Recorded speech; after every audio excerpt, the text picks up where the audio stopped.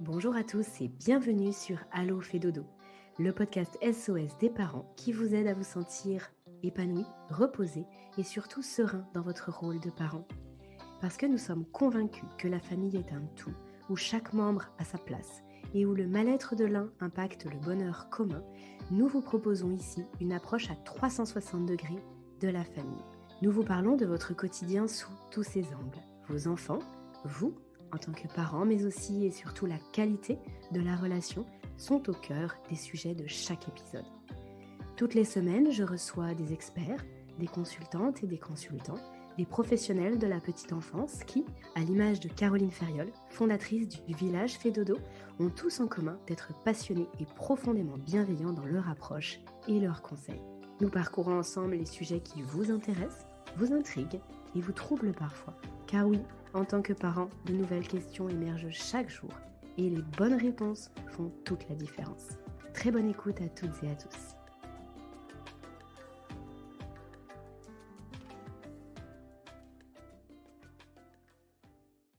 Bienvenue Caroline Ferriol, bienvenue sur le podcast.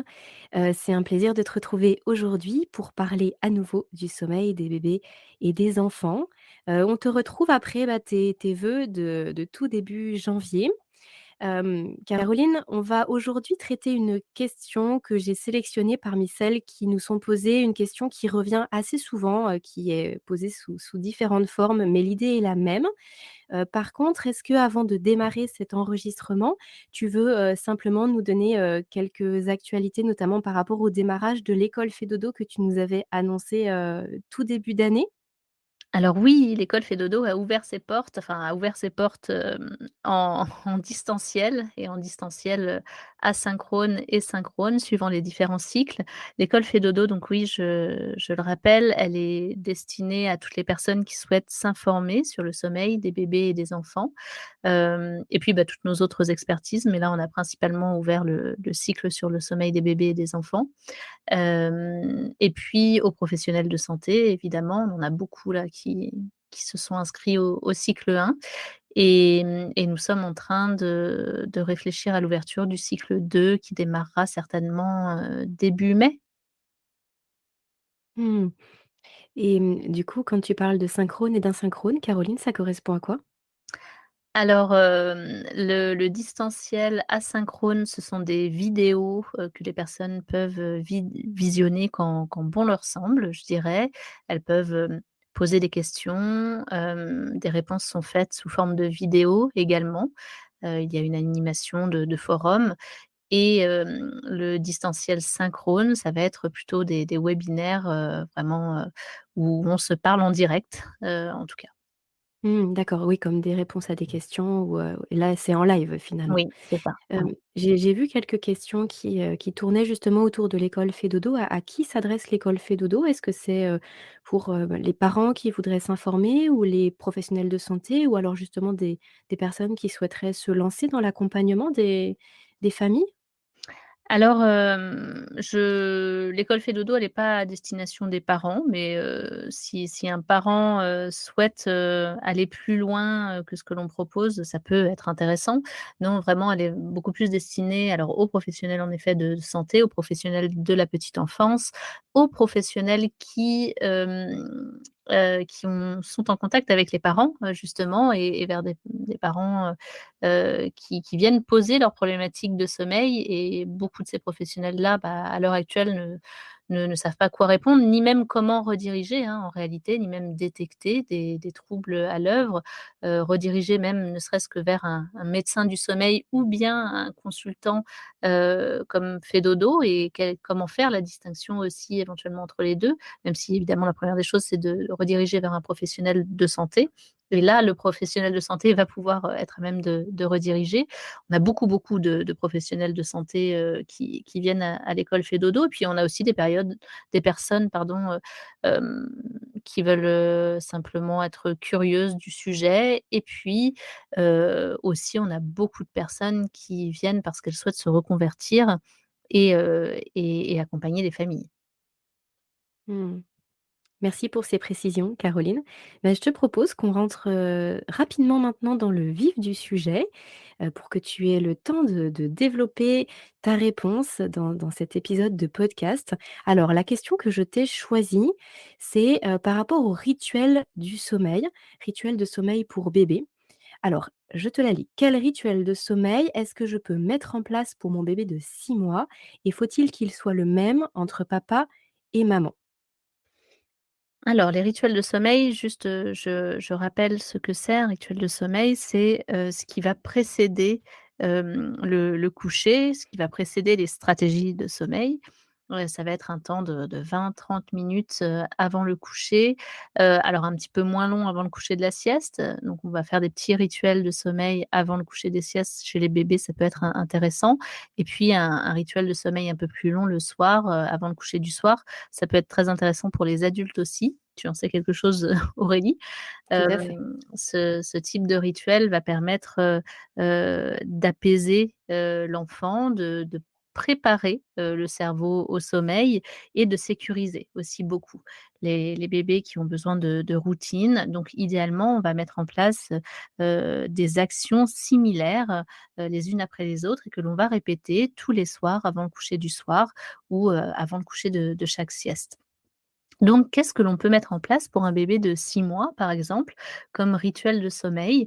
On peut prendre l'exemple, d'un bébé de 6 mois qui se couche, à 20 heures, par exemple. Il a fait sa 3e sieste, aux alentours de 18 heures, entre 17 et 18 heures éventuellement. Et bien, à partir de 19h30, ce que je peux proposer, c'est déjà de commencer à dire à bébé: «Bah, on va bientôt, aller se coucher», de mettre, même l'ambiance un petit peu dans la maison de manière générale et puis on peut commencer par, le moment du soin. Alors, l'idéal, c'est un bain, à proposer à bébé parce que, chez les petits bébés, ça peut être vraiment un moment clé, un repère, en fait, entre le jour et la nuit. C'est, l'immersion dans l'eau qui est vraiment un moment unique sur la journée, qu'on ne vit à aucun autre moment, ben, un vrai repère. Ça va provoquer aussi, de la détente. Attention, ça provoque de la fatigue aussi, donc pas trop longtemps ce bain, hein, 5-10 minutes maximum. On peut venir mettre, 1 cuillère à soupe, d'eau florale, d'oranger, bio idéalement. Ça a des propriétés, apaisantes, sédatives même. Hem Il n'est pas nécessaire obligatoirement vraiment de laver l'enfant, hein, de mettre des produits. C'est vraiment l'immersion dans l'eau qui peut être intéressante. Pour les enfants qui vont avoir, la peau un petit peu sensible, les parents qui ne souhaitent pas faire un bain absolument tous les soirs, on peut imaginer un moment de soin, donc c'est pas nécessairement un bain, ça peut être, j'invite, votre créativité, mais ça peut être simplement, prendre un gant et laver bébé au gant un petit peu ou, lui changer la couche, faire un petit massage aussi, ça peut être, intéressant. Alors faire et massage et bain sur le même moment, ça peut être un petit peu long et fatigant pour bébé, donc on fait un petit peu attention à ça, c'est plutôt ou l'un ou l'autre, quoi qu'il en soit. Un passage du côté du soin, on va mettre, bébé en pyjama. Alors à la sortie du bain, quand on est sur des tout petits, ça peut être très intéressant de faire du pot à pot, par exemple, et puis avec une petite serviette, de prendre un temps de respiration ensemble. Ensuite, on va poser bébé sur le plan de change et ce moment du plan de change, plus l'enfant grandit, plus ça peut devenir un petit moment, pas un petit peu d'excitation ou parfois même un petit peu difficile pour certains parents. L'idéal, moi, ce que je vais proposer aux parents, ça va être d'aller, chanter, se mettre à chanter plutôt que de mettre de la musique d'ailleurs, d'utiliser vraiment leur voix et leur respiration pour d'une part, eux, aller vers des respirations un petit peu plus profondes par le chant et de pouvoir vraiment canaliser et focaliser bébé. L'idéal serait même chez les tout petits de ne pas être sur des paroles, mais plutôt de fredonner, bouche fermée, un air et de le faire de manière vraiment répétitive. Souvent je dis aux parents un petit peu comme un mantra. Et de se mettre à chanter comme ça et de pouvoir changer bébé, mettre la couche, mettre le pyjama tranquillement et l'enfant va pouvoir vraiment tranquillement se laisser bercer par l'ambiance qui est donnée par le parent et le parent en, chantant de cette façon-là, va vraiment venir baisser son rythme cardiaque et aussi, lui aussi, ne pas partir dans une situation de stress. Parce que parfois quand le coucher de l'enfant peut être un petit peu angoissant, bah, ça on va monter un petit peu en pression quand l'enfant se retourne dans tous les sens pour mettre la couche. Parfois ça peut être compliqué ou que l'enfant va pleurer un peu à la sortie du bain, parce qu'il commence à être un petit peu fatigué. Tout ça, ça peut vraiment aider. C'est un des outils, que je conseille vraiment aux familles. Ensuite, ce qui peut être intéressant, c'est, de passer du coup, le moment de soin plutôt dans une salle de bain du coup et une fois que l'on sort de la salle de bain, faire une sorte de sas. À ce moment-là, au moment du sas, de dire au revoir à l'un des 2 parents, ça peut être intéressant, donc peut-être à papa ou à maman suivant qui termine le rituel. Et puis on se dirige vers la chambre.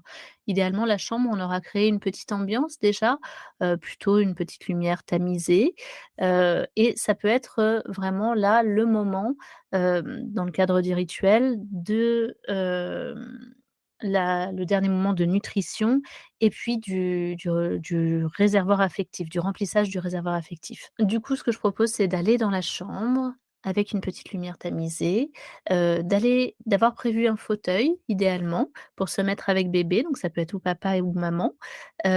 Si maman allaite et bien, c'est le moment idéal pour, proposer une dernière tétée, c'est un petit peu le dernier pour la route ou le dernier biberon si le bébé est au biberon et de prendre un vrai temps avec son enfant pour le regarder, pour, échanger avec lui, sans vraiment communiquer. Alors on peut chanter en même temps par exemple, mais simplement prendre ce temps ensemble de câlin et de dernier temps de nutrition, si on souhaite le proposer à ce moment-là, hein. Ça peut les temps peuvent être inversés, on peut proposer la nutrition avant le moment du bain aussi et si c'est pas un temps de nutrition qui se passe là, on n'oublie pas le temps de réservoir affectif, donc on peut aussi s'asseoir dans un fauteuil avec son enfant, le regarder tendrement, lui dire qu'on l'aime simplement ou lui chanter une chanson. Une fois ce temps-là passé, ce qui peut être intéressant, c'est, bah, de relever bébé s'il a mangé, hein. On essaye de lui proposer éventuellement un RO. Puis, on va faire une dernière action. Donc ça peut être soit je dis au revoir à la chambre et à tous les petits doudous ou bien j'ai une action, parce que j'ai mis des volets et j'ai l'action de fermer les volets. Souvent les petits bébés qui sont habitués à ça, ils vont bâiller à ce moment-là parce que c'est vraiment des déclencheurs en fait, hein. Ils savent que quand le parent, hop, ils ferment les volets, ils se mettent à bâiller, et puis on va se diriger vers le lit et on va chanter la dernière chanson avant d'aller se coucher. Cette chanson-là, moi, j'encourage à ce que ce soit la même, quelle que soit la personne, pour le coup, à la différence de la chanson dans la salle de bain. Une chanson simple qui dure pas très longtemps, qui est vraiment un repère pour l'enfant que juste après cette chanson-là, ça veut dire qu'on va aller se coucher, que derrière je vais être posée dans le lit et que je vais pouvoir aller m'endormir. On chante cette chanson, ça peut être simplement, do do, do do, do do. Tout aussi basiquement que ça, qui peut être répété par papa, maman, mamie, la nounou. Ça peut être aussi, suivant la créativité de chaque famille, la chanson que l'on souhaite avec son enfant et donc avec les paroles plutôt. Hem, si l'enfant a un doudou, c'est le bon moment, pour prendre doudou, mais ça peut être aussi, le doudou peut être pris, dès le moment de l'alimentation. On retrouve doudou quand on arrive dans la chambre et puis on est content de le retrouver avant d'aller se coucher et puis une fois que la chanson est terminée, eh bien, je pose mon enfant dans son lit et je lui dis: «Bonne nuit et à demain». Ce rituel, il peut être effectué par n'importe quelle personne dans la famille, hein, papa, maman, nounou. Ce rituel, il peut être, effectué par n'importe quelle personne dans la famille, et ce qui va sécuriser l'enfant, ça va être justement de reproduire les mêmes actions, hem, chaque soir, en fait, hein. Je vais prendre mon bain, derrière, je mets la couche, derrière je vais dans la chambre, la lumière est un petit peu tamisée, je retrouve mon ambiance calme, agréable, la chambre est rangée, j'ai un petit temps câlin sur ce fauteuil, par exemple et peut-être d'alimentation aussi. Puis, on a une dernière action ensemble, j'ai ma dernière chanson et je suis posée dans mon lit et éventuellement avec mon doudou. Ça, ce sont vraiment des repères importants pour l'enfant et de ce fait, ça peut être un soir papa, un soir maman, un soir mamie, un soir la baby-sitter, enfin des personnes, connues, hein, évidemment de l'enfant idéalement et sans que ça pose problème. Pour, les parents qui ont vraiment besoin, de distancier l'alimentation du coucher, quelle que soit la raison, pour une raison de reflux, pour une raison, de distinction dans les stratégies de sommeil parce que voilà, il y a une petite confusion qui s'est faite, entre rituels, stratégies de sommeil, endormissement avec la succion du sein, de la tétine, ou du biberon. Il est possible aussi de mettre, l'alimentation en tout début, hein, comme je le disais, puis ensuite on fait le bain, puis ensuite un temps agréable dans la chambre et le temps agréable dans la chambre, ça peut être aussi un moment où, papa joue de la guitare, parce que dans la famille, papa joue de la guitare ou bien, un moment où même on fait des petites chatouilles, où on rit ensemble. C'est c'est important d'inventer ce qui va vous convenir à vous, à votre bébé, ce qui va apporter, de l'apaisement, de la sérénité et je vous encourage à ce qu'il y ait pas de dogme autour de tout ça. L'idéal pour l'enfant, c'est que les actions soient similaires tous les soirs, le plus possible, parce que c'est rassurant pour lui, ça le prépare d'autant plus à un sommeil profond. Hem Les rituels de sommeil, ils peuvent évoluer, c'est-à-dire que, vous allez mettre un rituel en place pour votre bébé de 6 mois et peut-être qu'en grandissant, il évoluera vers 18 mois, 2 ans, que le bain aura lieu avant de manger, que vous rajouterez une histoire. Moi, c'est vrai que j'ai tendance à conseiller de ne pas plus in introduire des jouets, des jeux, des histoires avec les tout petits bébés. Parce que ça vient souvent être trop stimulant pour eux. Déjà à cette heure-là, à ce moment-là, au moment du rituel, l'enfant est déjà très, très fatigué et donc l'idéal, c'est d'aller vers quelque chose où voilà, qui ne le lui demande pas, de rentrer en interaction trop, d'avoir à vraiment, faire un effort de compréhension ou qui ne le remette pas dans une stimulation vis-à-vis de l'éveil. Ça n'empêche pas, attention, parce que je sais qu'il y a des parents aussi qui, du coup, pour le bain, font très attention, ne permettent pas à l'enfant éventuellement de jouer. Le bain peut être un moment de jeu, hein, de rire, quelque chose d'agréable. De la même manière qu'il peut aussi y avoir du rire au moment du coucher et si vous avez absolument envie qu'il y ait un livre pour votre bébé de 6 mois et que c'est quelque chose entre vous qui fait du lien, qui fait de du réconfort affectif, voilà, autorisez-vous ça aussi, c'est vraiment important. Créez votre rituel qui vous convient avec votre bébé. La mise en place du rituel en lui-même, c'est quelque chose en tout cas, ça va être un atout supplémentaire et pour aller vers un endormissement plus serein et pour aller vers des nuits, plus sereines et plus de sommeil profond.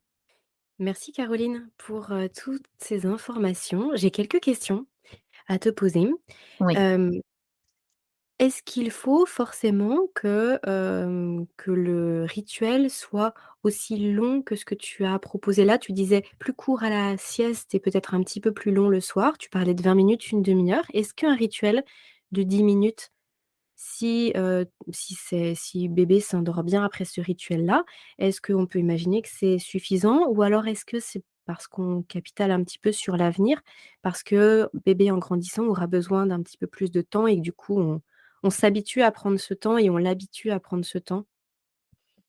Alors c'est toujours, très important d'être dans la flexibilité de sa famille et si, dans votre famille, 10 minutes, c'est ce que vous pouvez consacrer au rituel de votre enfant, que ça va bien pour votre bébé, que l'endormissement se passe bien, que les nuits se passent bien, que tout va bien, eh bien, c'est comme d'habitude, hein, quand tout va bien, tout va bien.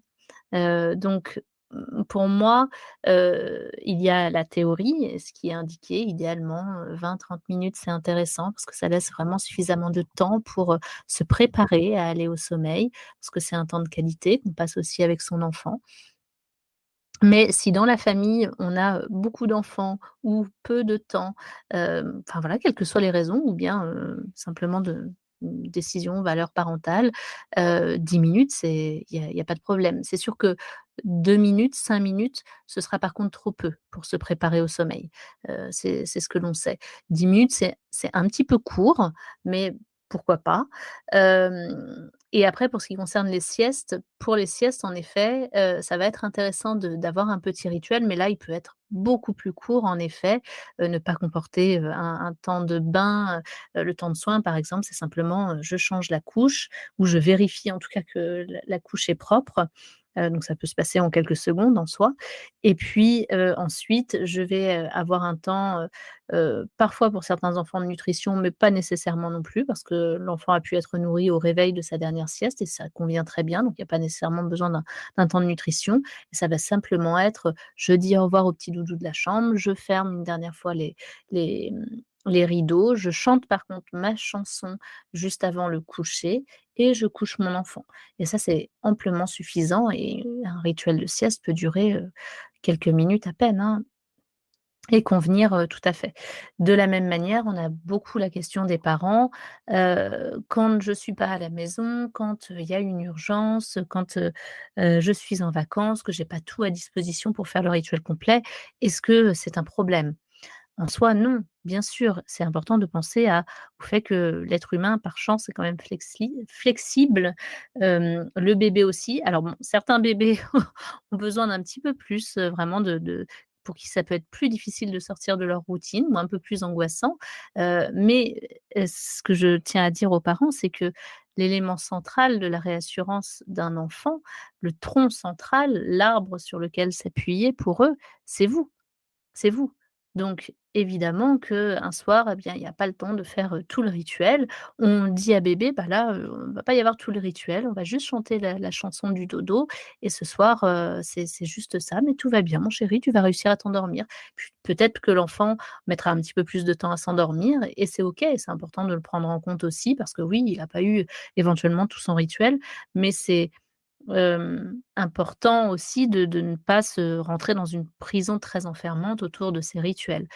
Plus ils vont être, mis en place régulièrement, de manière cohérente plus pour l'enfant, plus ça va assurer, heu, beaucoup de sérénité autour du sommeil et puis il y a la réalité de la vie et les aléas pardon et les aléas du quotidien qui font que, bah, tout n'a pas besoin d'être, rythmé de manière militaire, heureusement, dans le quotidien d'un parent.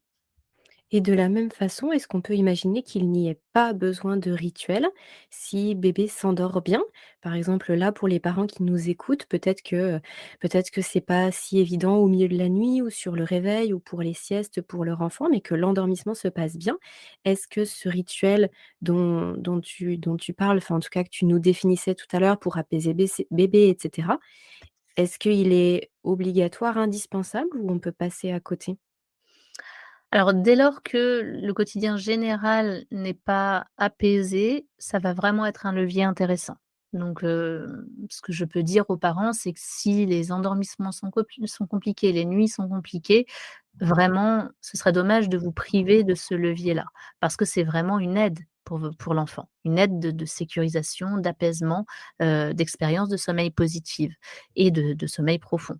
Hem, Après si tout va bien et si tout va très, très bien et qu'il n'y a aucun rituel de mis en place pour cette famille et que les parents ne souhaitent pas en mettre, il ne faut pas se rajouter des obligations, là où, on ne souhaite pas en mettre, hein, ça c'est vraiment important. Et puis, bah, pour des familles où tout va bien, ils vont expérimenter de mettre en place des rituels et ils vont se rendre compte que, ah bah, ça peut être vraiment en plus un moment privilégié et finalement ils vont apprécier de mettre ça en place et peut-être que alors on n'a pas les données, d'études du sommeil de l'enfant ou du bébé, mais peut-être que le bébé va dormir, va avoir une meilleure qualité de sommeil et peut-être pas du tout. Peut-être que cet enfant est très bien sécurisé vis-à-vis de son expérience de sommeil et que ça ne changera rien. C'est vraiment important pour les familles de prendre, des conseils ou des leviers parce que ça va être un plus et qu'ils vont le considérer comme un plus et de pouvoir s'en départir lorsque ça n'est pas le cas. Ça va être intéressant d'avoir les rituels de sommeil parce que sur des moments clés de développement avec les enfants, là où il peut justement y avoir des moments d'insécurisation éventuels, on parle beaucoup des régressions de sommeil, mais qui sont en fait simplement des moments de développement en fait de l'enfant, et c'est pas uniquement au moment du sommeil que du coup, Pardon, et c'est pas uniquement sur le sommeil que l'on va avoir, une régression dans ces cas-là, c'est un petit peu sur tout. Ce sont des peurs qui apparaissent parce que l'enfant découvre de plus en plus le monde, son immensité, et à la fois c'est extrêmement attrayant et à la fois ça fait peur parce que le monde est grand. Et bien, lors de ces petits moments de pic d'angoisse notamment, avoir des rituels, des routines en fait, mais que ce soit pour le sommeil comme dans le quotidien de vie de l'enfant, comme pour tout son quotidien, ça fait partie des choses qui sont très sécurisantes pour lui et sur lesquelles il va pouvoir se reposer et pouvoir, vivre du coup ces passages de développement, cognitif, moteur, de manière plus sereine. En tout cas, c'est quelque chose que l'on sait aujourd'hui. Une petite dernière question, Caroline, peut-être une sorte de cas pratique. Hem, Est-ce que c'est possible que bébé, lui aussi, intègre des choses dans ce rituel? Je pense à quelque chose de très précis et qui parlera sûrement à pas mal de parents. Hem, Bébé qui n'a pas envie d'aller se coucher et qui a bien compris que c'était le rituel du dodo.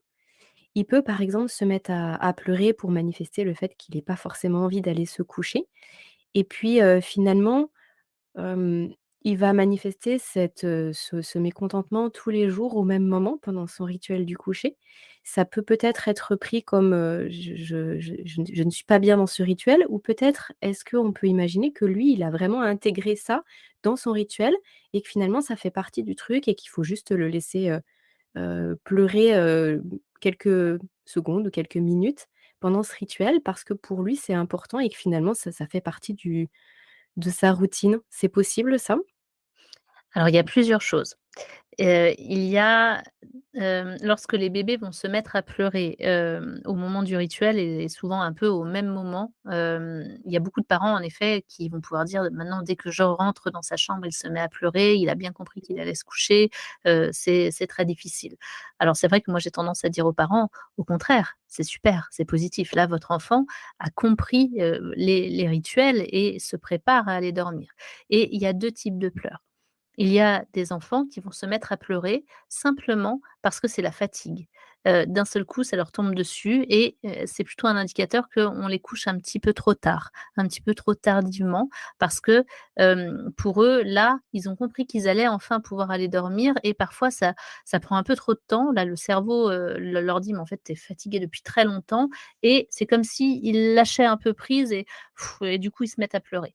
Et ça, c'est plutôt un petit peu de la décharge, hein, et du lâcher prise. Ils ont tenu le coup jusque-là en éveil et là, ils savent que tout se met en place pour aller vers le sommeil. C'est presque trop bon, en fait, hein, et c'est: Je pleure. Et il y a pas mal de petits bébés dont c'est le cas et puis il y a des parents qui, du coup, vont faire prolonger encore plus le rituel parce que l'enfant pleure, alors que lui, il est en train d'indiquer: «Non, tout ce que je veux là, c'est pouvoir avoir la possibilité de m'endormir, qu'on me mette enfin dans ce lit».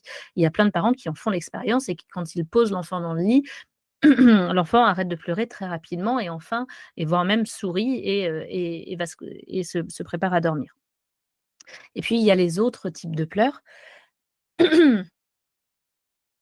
Et puis il y a les autres types de pleurs, où ça va être des enfants qui vont manifester leur mécontentement parce qu'ils expérimentent des changements dans le cadre de leur sommeil avec les parents, et que justement ils ont compris en effet le rituel, donc ça c'est très positif. Ils ont compris le rituel et que derrière ils vont aller se coucher et que dans un premier temps, de cette phase de changement, pour eux et bien, ils savent que lorsqu'on met la turbulette par exemple et bien derrière on va aller faire dodo et ils manifestent leur mécontentement. Donc là, il peut y avoir plusieurs choses.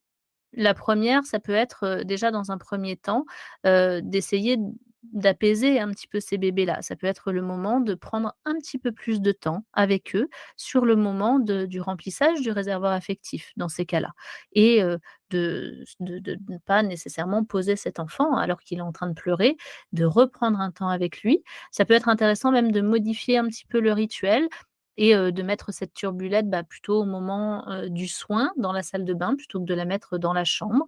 D'essayer un petit peu d'aller vers, je modifie un peu le rituel, peut-être que je le prolonge un petit peu, je prends plus de temps pour passer un moment agréable avec mon enfant et dans ce rituel, c'est important que l'enfant puisse, expérimenter vraiment un moment privilégié, un vrai moment agréable avec papa ou avec maman ou avec les 2, mais idéalement plus l'un ou l'autre, quand on est dans la chambre.